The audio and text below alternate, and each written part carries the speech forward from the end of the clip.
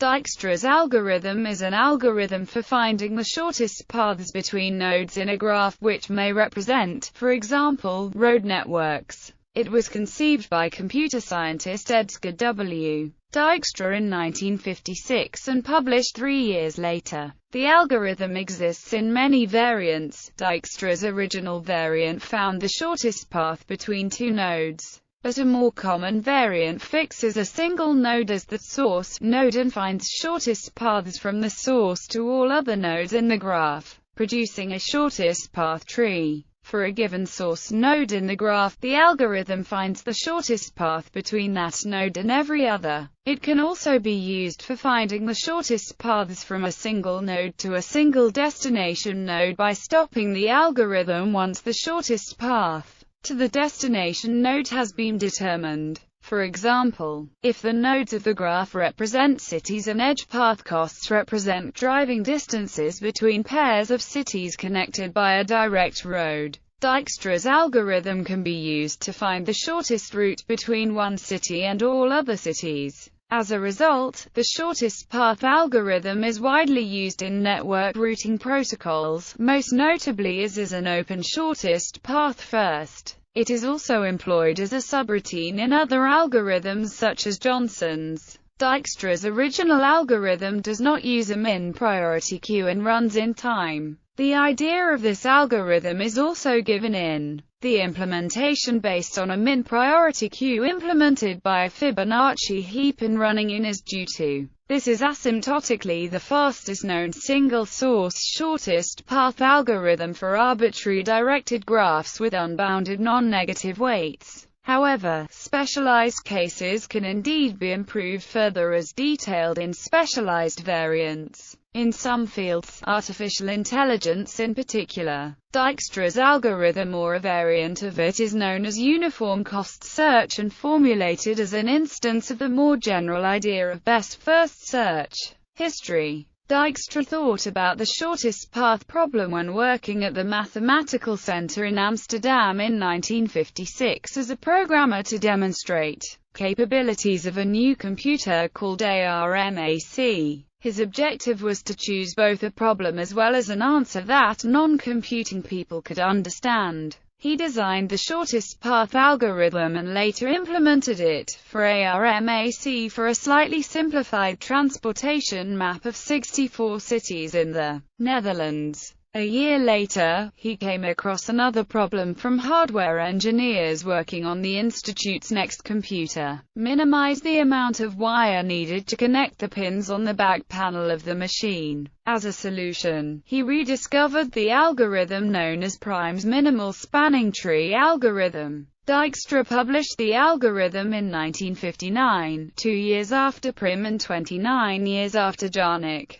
Algorithm. Let the node at which we are starting be called the initial node. Let the distance of node y be the distance from the initial node to y. Dijkstra's algorithm will assign some initial distance values and will try to improve them step by step. Assign to every node a tentative distance value. Set it to 0 for our initial node and to infinity for all other nodes. Set the initial node as current. Mark all other nodes unvisited. Create a set of all the unvisited nodes called the unvisited set. For the current node, consider all of its unvisited neighbors and calculate the tentative distances. Compare the newly calculated tentative distance to the current assigned value and assign the smaller one. For example, if the current node A is marked with a distance of 6, and the edge connecting it with a neighbor B has length 2, then the distance to B will be 6 plus 2 equals 8. If B was previously marked with a distance greater than 8, then change it to 8. Otherwise, keep the current value. When we are done considering all of the neighbors of the current node, mark the current node as visited and remove it from the unvisited set. A visited node will never be checked again. If the destination node has been marked visited or if the smallest tentative distance among the nodes in the unvisited set is infinity, then stop. The algorithm has finished. Otherwise, select the unvisited node that is marked with the smallest tentative distance, set it as the new current node, and go back to step 3. Description. Note: For ease of understanding, this discussion uses the terms intersection, road and map. However, in formal terminology these terms are vertex, edge and graph, respectively. Suppose you would like to find the shortest path between two intersections on a city map, a starting point and a destination. Dijkstra's algorithm initially marks the distance to every other intersection on the map with infinity. This is done not to imply there is an infinite distance, but to note that those intersections have not yet been visited. Some variants of this method simply leave the intersections' distances unlabeled. Now, at each iteration, select the current intersection. For the first iteration, the current intersection will be the starting point, and the distance to it will be 0. For subsequent iterations, the current intersection will be the closest unvisited intersection to the starting point. From the current intersection, update the distance to every unvisited intersection that is directly connected to it. This is done by determining the sum of the distance between an unvisited intersection and the value of the current intersection, and relabeling the unvisited intersection with this value, if it is less than its current value. In effect, the intersection is relabeled if the path to it through the current intersection is shorter than the previously known paths. To facilitate shortest path identification, in pencil, mark the road with an arrow pointing to the relabeled as intersection if you relabel it, and erase all others pointing to it. After you have updated the distances to each neighboring intersection, mark the current intersection as visited, and select the unvisited intersection with lowest distance, or the lowest label, as the current intersection. Nodes marked as visited are labeled with the shortest path from the starting point to it and will not be revisited or returned to. Continue this process of updating the neighboring intersections with the shortest distances, then marking the current intersection as visited and moving on to the closest unvisited intersection until you have marked the destination as visited. Once you have marked the destination as visited, you have determined the shortest path to it from the starting point, and can trace your way back, following the arrows in reverse. In the algorithm's implementations, this is usually done by following the node as parents from the destination node up to the starting node. That's why we keep also track of each node's parent. This algorithm makes no attempt to direct exploration towards the destination as one might expect. Rather, the sole consideration in determining the next current intersection is its distance from the starting point. This algorithm therefore expands outward from the starting point, interactively considering every node that is closer in terms of shortest path distance until it reaches the destination. When understood in this way, it is clear how the algorithm necessarily finds the shortest path. However, it may also reveal one of the algorithm's weaknesses: its relative slowness in some topologies. Pseudocode. In the following algorithm, the code U vertex in Q with min dist U searches for the vertex U in the vertex set Q that has the least dist U value. Length returns the length of the edge joining the two neighbor nodes U and V. The variable alt on line 19 is the length of the path from the root node to the neighbor node V if it were to go through U. If this path is shorter than the current shortest path recorded for V, that current path is replaced with this alt path.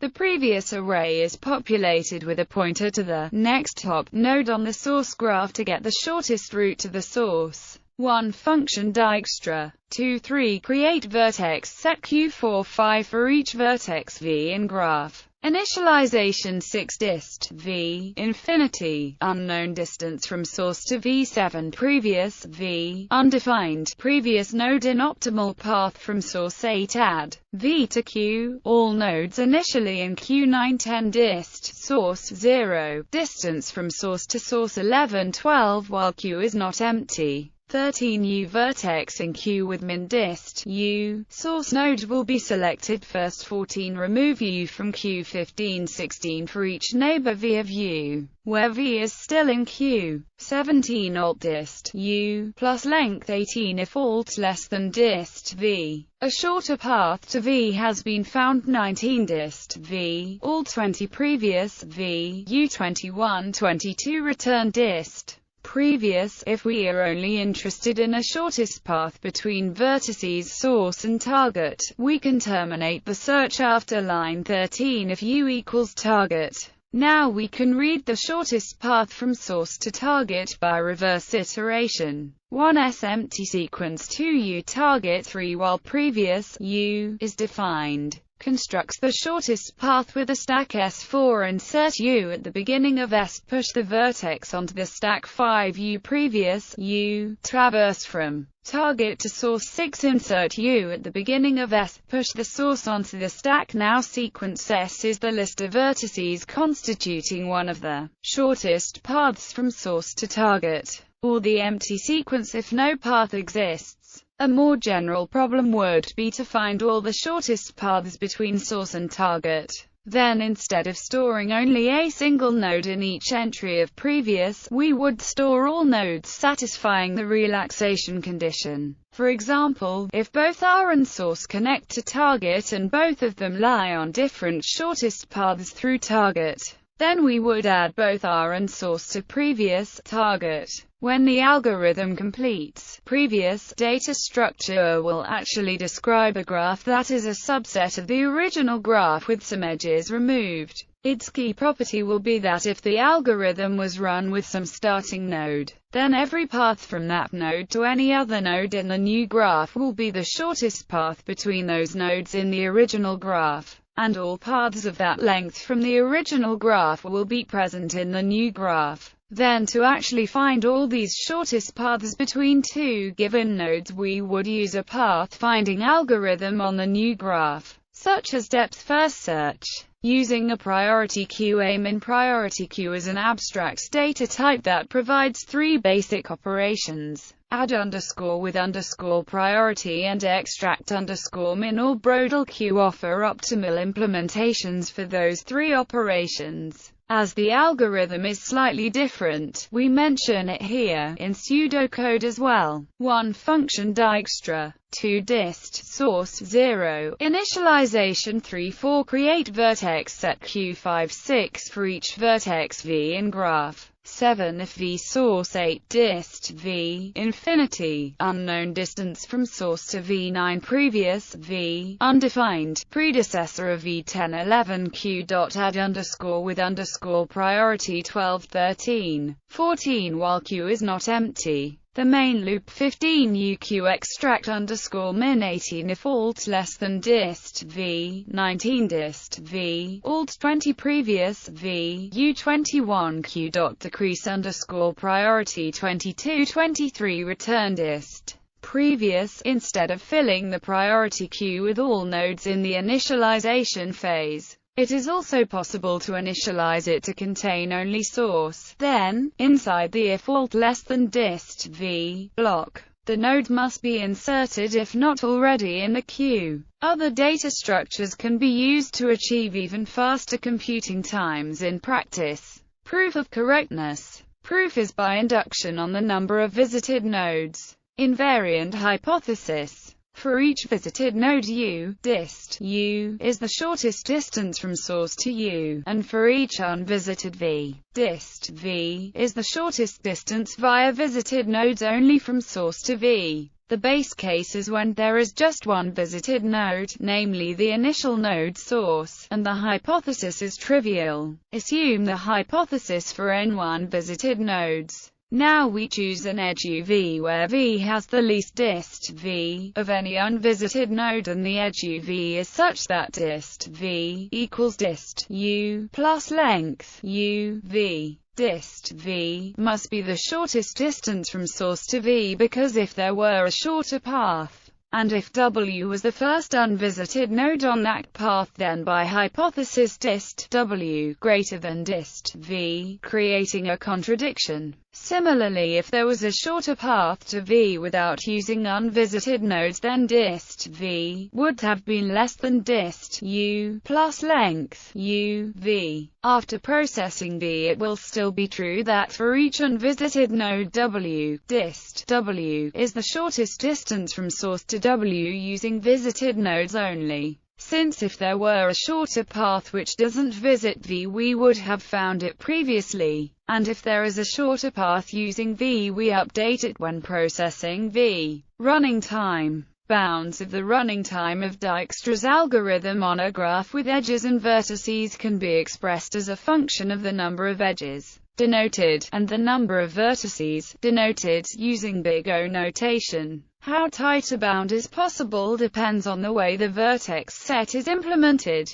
In the following, upper bounds can be simplified because for any graph, but that simplification disregards the fact that in some problems, other upper bounds on may hold. For any implementation of the vertex set, the running time is in, where another complexities of the decrease key and extract minimum operations in, respectively. The simplest implementation of the Dijkstra's algorithm stores the vertex set as an ordinary linked list or array, and extract minimum is simply a linear search through all vertices in. In this case, the running time is, for sparse graphs, that is, graphs with far fewer than edges. Dijkstra's algorithm can be implemented more efficiently by storing the graph in the form of adjacency lists and using a self-balancing binary search tree, binary heap, pairing heap, or Fibonacci heap as a priority queue to implement extracting minimum efficiently.